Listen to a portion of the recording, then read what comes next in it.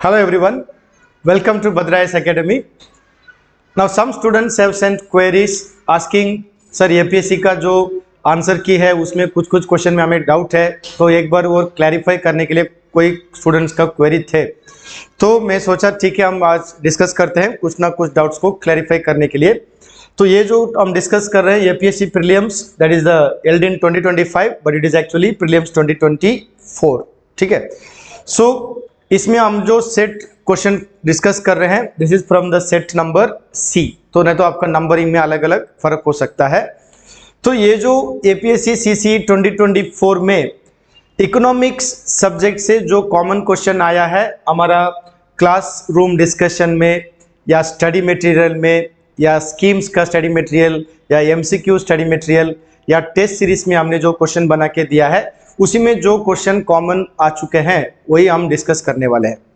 सो अगर आप देखेंगे इस बार APSC का प्रीलिम्स में सबसे ज़्यादा क्वेश्चन इकोनॉमिक्स का ही आ चुका है। वैसा भी 90% of those questions are common from what we have discussed in our economics class and our economics study material. So we can say that students जिसने बद्रा से प्रिपेयर किया है उनको ये इकोनॉमिक्स का क्वेश्चन शायद इजी होना चाहिए। वैसा भी बहुत सारा स्टूडेंट ने मैसेज दिया था सर क्वेश्चंस इकोनॉमिक्स का बहुत थोड़ा हमारा इजी लग गया था, तो अच्छा है। तो ठीक है, अभी हम डाउट क्लैरिफिकेशन करते हैं, हर क्वेश्चन का थोड़ा देखते हैं, अगर डाउट है तो डिस्कस करते हैं। पहले देखते हैं क्वेश्चन नंबर 10। क्वेश्चन नंबर 10 ये जो है it is about the sustainable development goals SDG। Okay, ये जो टॉपिक है ये टॉपिक बहुत पुराना टॉपिक भी है क्योंकि 2015 से इसका डिस्कशन हो रहा है। मैंने भी क्लास में डिस्कस किया है, आपका किताब में इसका एक चैप्टर भी दिया है असम विजन में सस्टेनेबल डेवलपमेंट गोल्स। तो ये टॉपिक असम विजन इस कॉन्टेक्स्ट में मैंने डिस्कस किया क्योंकि वही 17 गोल्स जो सस्टेनेबल डेवलपमेंट गोल्स है जो असम में भी लिया था, यही सस्टेनेबल डेवलपमेंट गोल SDG है ना। तो यही टॉपिक हमने बहुत बार डिस्कस किया है, उसका वीडियो भी है। 2030. So this basically covers the topic of what we call the Sustainable Development Goals, SDG. So when we talk about SDG, okay, so this topic we already discussed. If you see here, we had discussed this topic even quite some time ago. That is also 11/8/2024, that is November 2024 में I had discussed also this. Online video is also available in the section of Assam economy, right? ये topic हमने discuss किया है। Next one, question number 12, which of the following is not published by the UNDP। ये तो बहुत easy है, ये topic भी हमने क्लास में डिस्कस किया था। जैसे मैंने बोला था the human development, the gender development are directly UNDP का डायरेक्ट पब्लिकेशन। ये जो है ग्लोबल मल्टी डायमेंशनल पॉवर्टी, ये ऑक्सफोर्ड यूनिवर्सिटी का एंड UNDP का कोलैबोरेशन में ये पब्लिश होता है, तो ये भी UNDP का ही है। तो इसमें कौन सा नहीं है, ग्लोबल हंगर इंडेक्स नहीं है, तो यही आंसर बनेगा एग्जाम में, right. So there is no question about this particular thing. ये हमने क्लास में डिस्कस किया था, ओके उस समय मैंने आपको बोला भी था। then you make one small box. In that you write SDI, GDI and GII. इन तीनों को कौन पब्लिश करता है? UNDP. So no confusion. Instead of learning one by one, studying here and there, in one page you should know. Okay, so ये जो topic है ये मैंने बार बार डिस्कस किया, सभी बैच में डिस्कस किया है, और ये भी रिसेंटली ये वीडियो देखिए हमने जस्ट जून 2 को डिस्कस किया। दैट द लेटेस्ट अपडेट जो मैंने दिया था, तब 2 जून को डिस्कस किया, मतलब 5 दिन के एग्जाम के पहले ही ये टॉपिक हमने डिस्कस किया। तभी मैंने क्लियरली बोला था ये तीनों UNDP का पब्लिकेशन होता है। तो अभी आपको इसमें डाउट क्या होगा, what about the global hunger index, है ना। तो ग्लोबल हंगर इंडेक्स कौन पब्लिश करता है?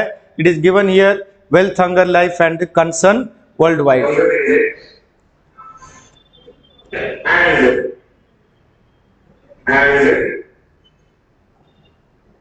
And concern worldwide. There are 2 organizations which publish this report. They are not UNDP. Okay, the conclusion exam. So it is published by Wells Underline and Concern Worldwide. This is what. ठीक है, तो ये भी topic हमने class में discuss किया है, उसका वीडियो भी अवेलेबल है. That is the same day you, because all this index I have taken in one class only. That is the 2nd of June we have discussed this topic. Okay, now let's go to question number 13. Question number 13, it is a question about, we can say, little bit of current affair and also it is a question on schemes of government of India. मैंने class में भी बहुत बार बोला है, APSC में schemes का question जरूर आते हैं, आ चुके हैं. सो नाउ ये जो टॉपिक है स्कीम्स इसका टॉपिक तो बहुत इजी है. Suppose if you know Orunodoi scheme, it is basically government का assistance for what we can say direct benefit scheme, basically for poverty alleviation, है ना. सो ऑप्शन ए का 3 होना ही चाहिए. Assam Arogya Nidhi, it is basically for health scheme. Okay, तो option B का 4 होना चाहिए. अगर 2 भी आप मैच कर लेते हो इजीली, बाकी भी सॉल्व होता है क्योंकि बाकी ऑप्शन नहीं है इसका मैच होने वाला. सी तो बहुत इजी है, ये भी हमने डिस्कस किया, इट्स अ पेंशन स्कीम, तो इसका आंसर यही होगा, right. There is absolutely no doubt. तो ये जो टॉपिक है ये हमने डिस्कस किया क्या, ये हमने कवर किया क्या हमारा प्रिपरेशन में. अभी देखिए, आपका जो स्कीम्स का फाइल हमने भेजा था, असम गवर्नमेंट का स्कीम, उसमें 49 पेजेस का एक फाइल मैंने भी आपको ग्रुप में दिया था और हमने सर्कुलेट भी किया है ये फाइल. उसी में देखिए स्कीम नंबर 6 या आपका पेज नंबर 6 में ये स्कीम है, right. This is the pension scheme, right. This scheme is there already, we have given.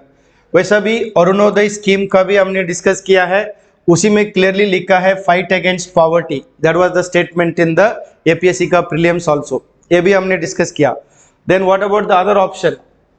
So if you see Assam Arogya Nidhi, ये जो टॉपिक है ये भी आपको दिया है स्टडी मटेरियल में. ये देखिए मेरा नोट्स जो है उसमें असम इकोनॉमी में जाकर देखिए पेज नंबर 58 में ये हमने डिस्कस किया है. वैसा भी असम का इकोनॉमी का नोट्स में पेज 50 में भी जाकर देखिए, उसी में ये अरुणोदय स्कीम भी है और ये पेंशन स्कीम भी है.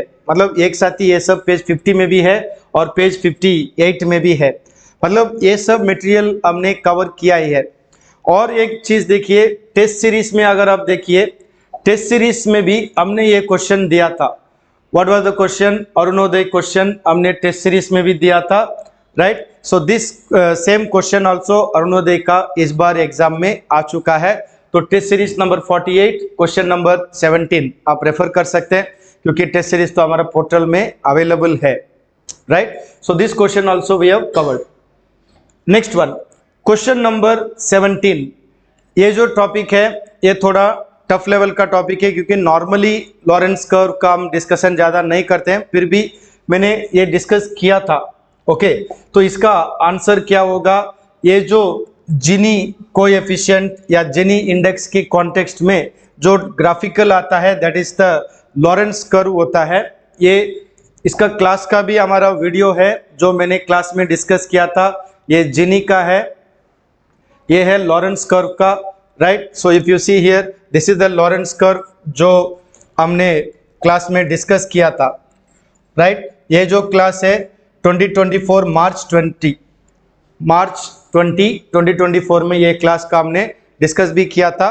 तो if you want to have a look at this video,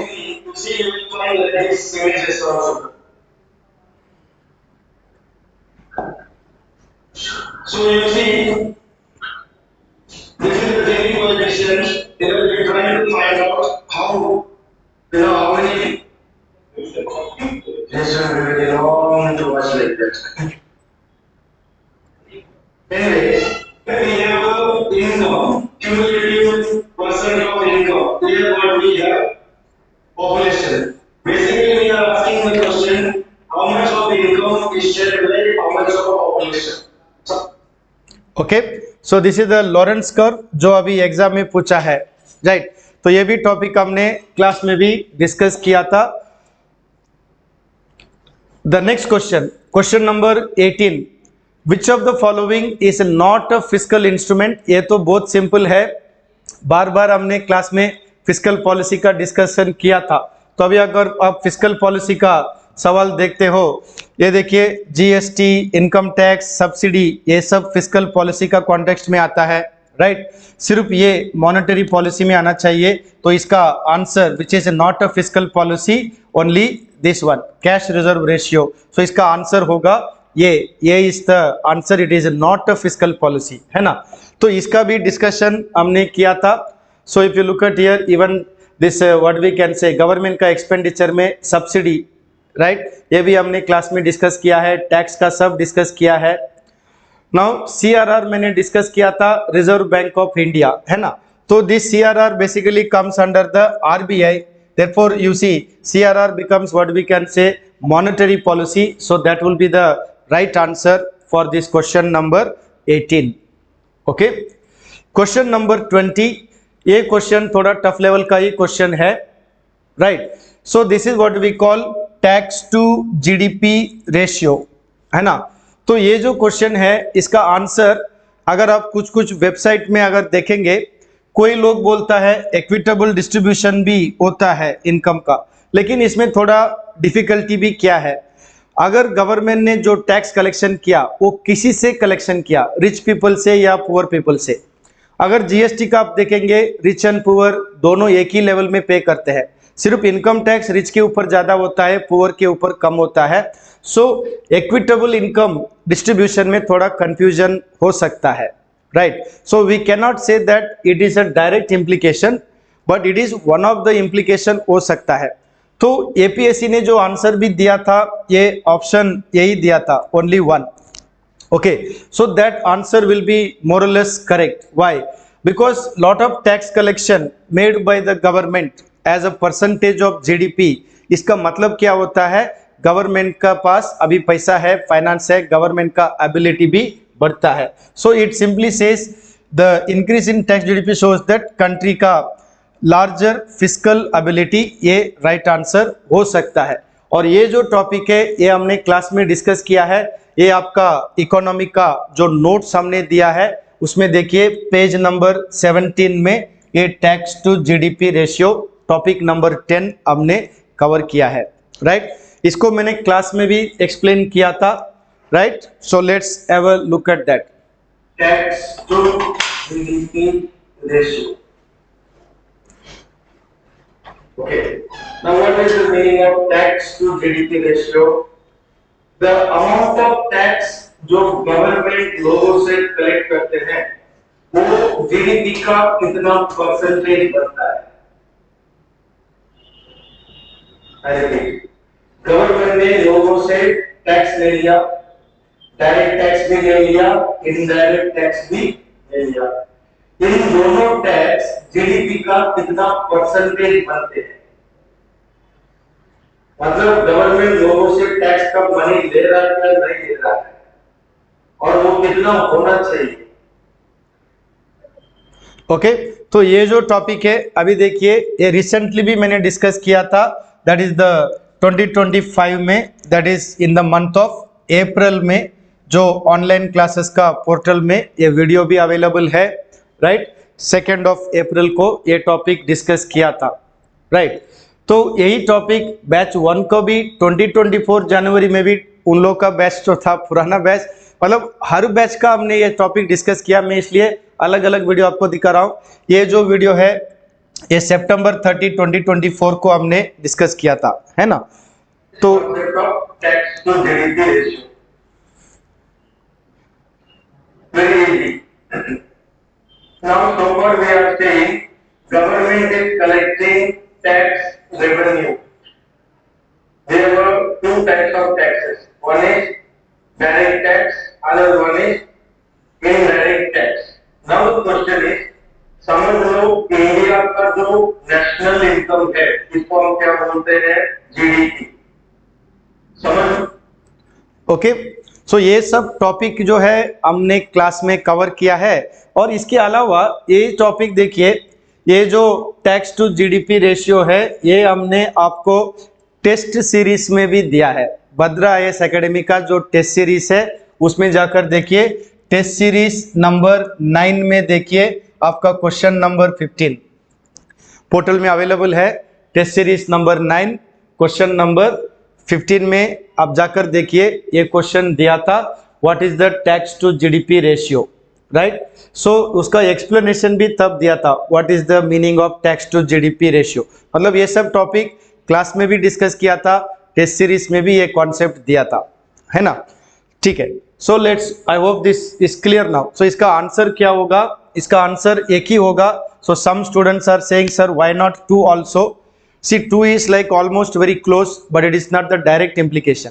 so APSC का जो आंसर की है 1, so that is okay, justifiable, so don't file a case on that, you will not get the mark. ठीक है। Question number 29, which organization या department is custodian of foreign exchange reserves in India? ये तो बहुत simple है, ये तो topic भी मैंने वही टॉपिक में डिस्कस किया था, custodian of foreign exchange reserve, right? You can see this is the same topic which we discussed in the class also, right? So this was discussed in 2025 March, right? So the date is also available here on which day this topic we discussed in the class. This is for some particular batch, okay?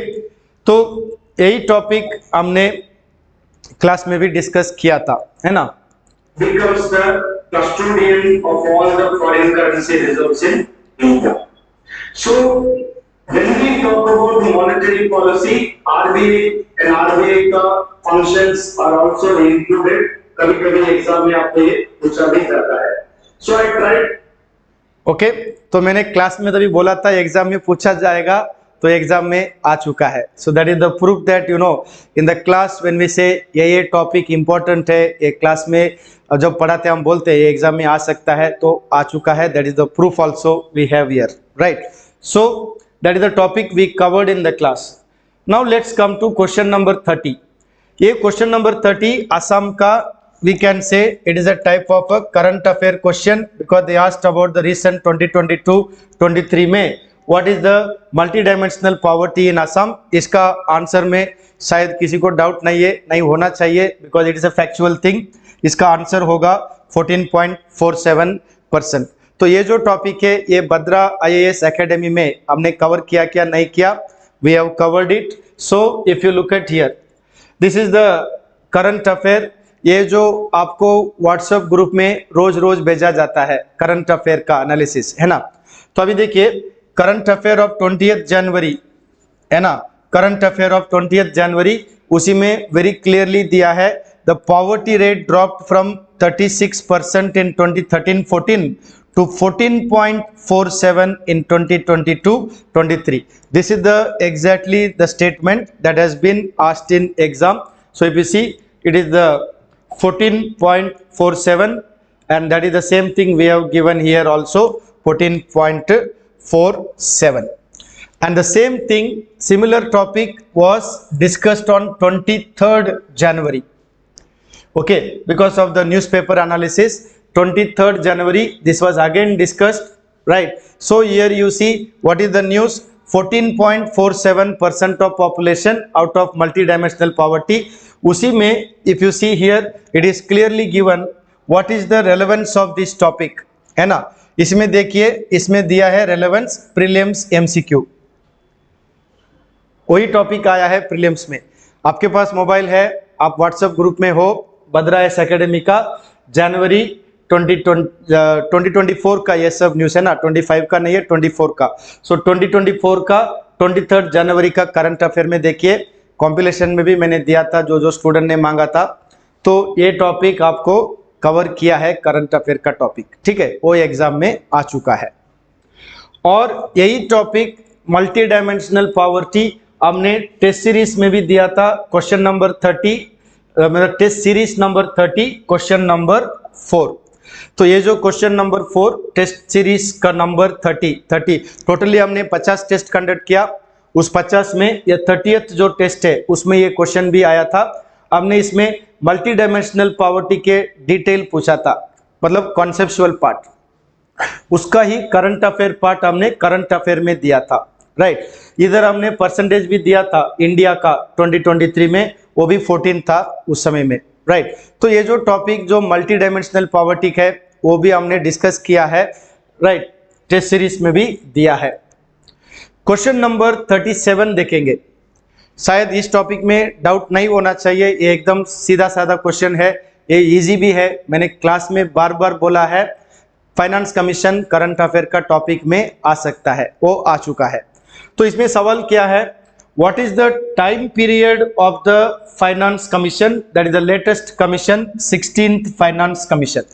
सभी batch में ये मैंने discuss किया था, किसी भी एक batch छोड़ा नहीं है। मतलब जब से 16 फाइनेंस कमीशन का अनाउंस किया है उसके बाद सभी बैच को ये मैंने कवर किया है, राइट। और इसका हमने एमसीक्यू में भी दिया है, टेस्ट सीरीज में जाकर देखिए। अभी देखिए टेस्ट सीरीज में हमने जो भी क्वेश्चन दिया है बहुत सारा क्वेश्चन आ चुका है। इसका और एक प्रूफ है, test series number 16 question number 37 है ना। तो इसमें स्टेटमेंट मैंने भी दिया था, the period of 16th finance commission is up to 31st March 2031.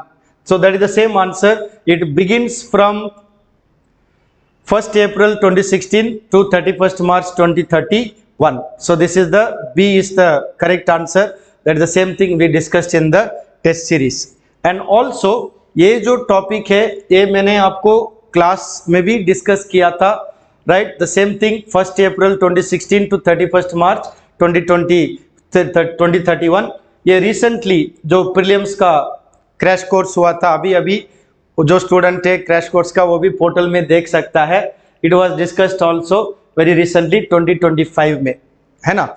सो अभी आप देखेंगे ये टॉपिक हमने डिस्कस किया है, ये मैंने आपको बोला था अभी। 16 FC will cover 5 years from this one.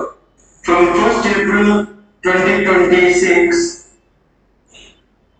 from 1st April 2026 to 31st March 2031.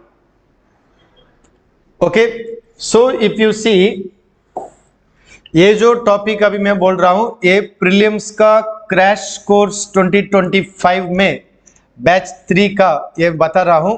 ये टॉपिक डिस्कस किया था मई 29th of May, that also 2025, just last month we are discussed as a current affair also। तो ये topic मैंने class में cover किया है, prelims का बैच का भी कवर किया, रेगुलर बैच को तो सबको ही ये कवर किया है, ठीक है। So that is the question number 37, ठीक है, ये हमने क्लास में कवर किया है। Now let's go to question number 59।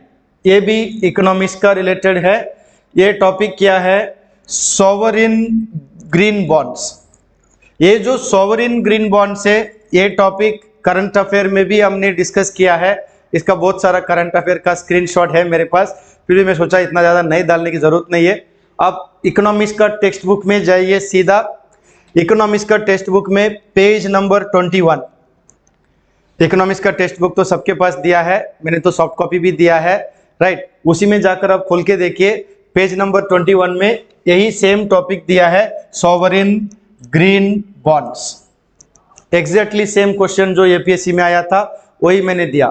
अभी एक इंपॉर्टेंट चीज क्या है, आपको डाउट हो सकता है, India issued it's first sovereign green bond in 2023, ये सही है क्या? नहीं।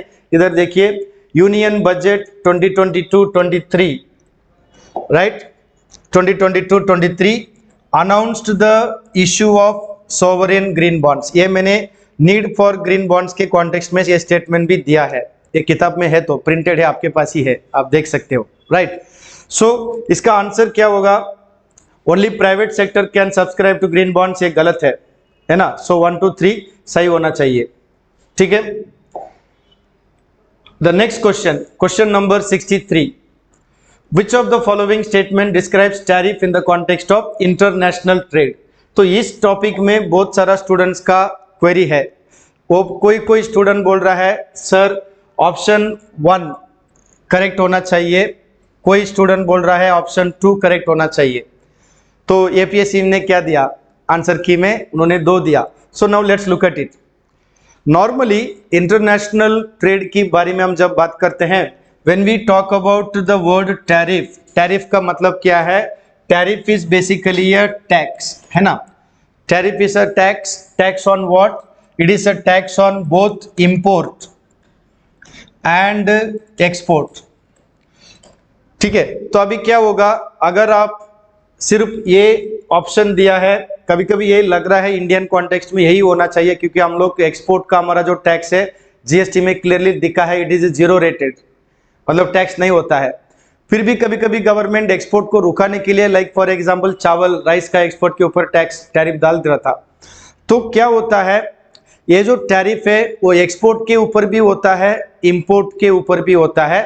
तो इधर स्टेटमेंट में थोड़ा सा रिस्ट्रिक्शन है, it is only restricted to imports, ठीक है, इसलिए ये स्टेटमेंट सही होने का थोड़ा चांसेस कम है। तो एपीएससी ने जो दिया बी वो ज्यादा सही हो सकता है, तो आप इसके में क्लेम करने का कोशिश मत कीजिएगा।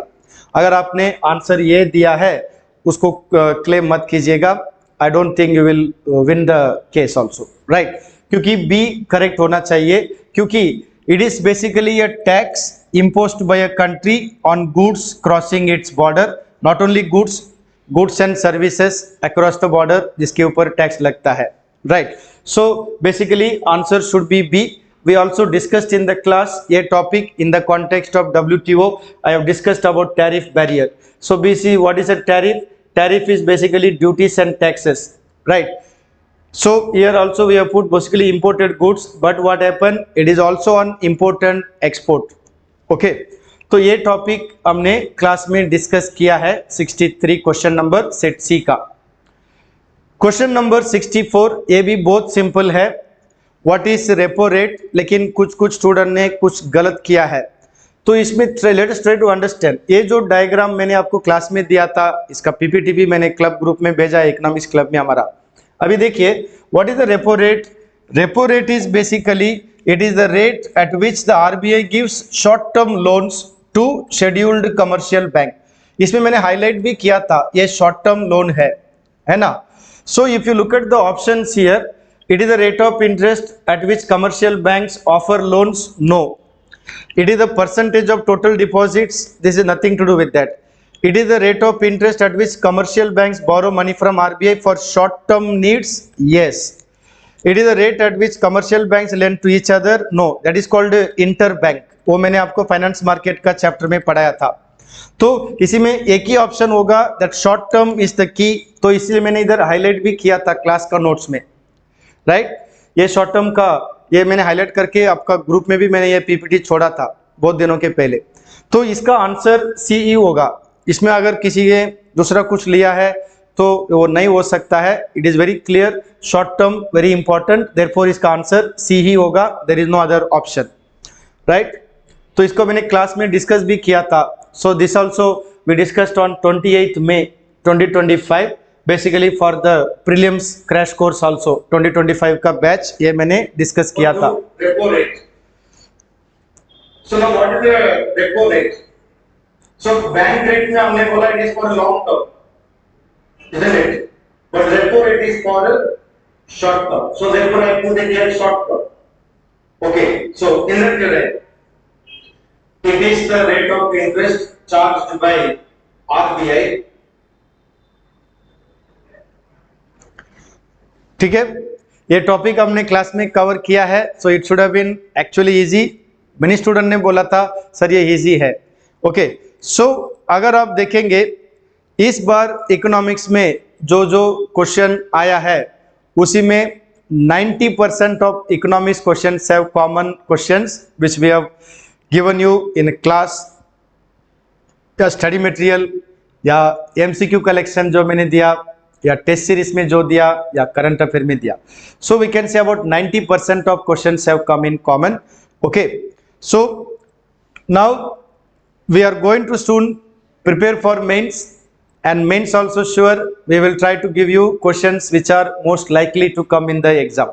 Okay, for any query, for anything you want to find out more information about the upcoming courses of mains or mains ka test series, mains ka answer writing, whatever, you can contact the academy at 8638391721. Okay, so any queries you can contact this number and keep watching. Soon we will be coming out with the mains ka preparation. Okay, then all the best for your mains exam preparation.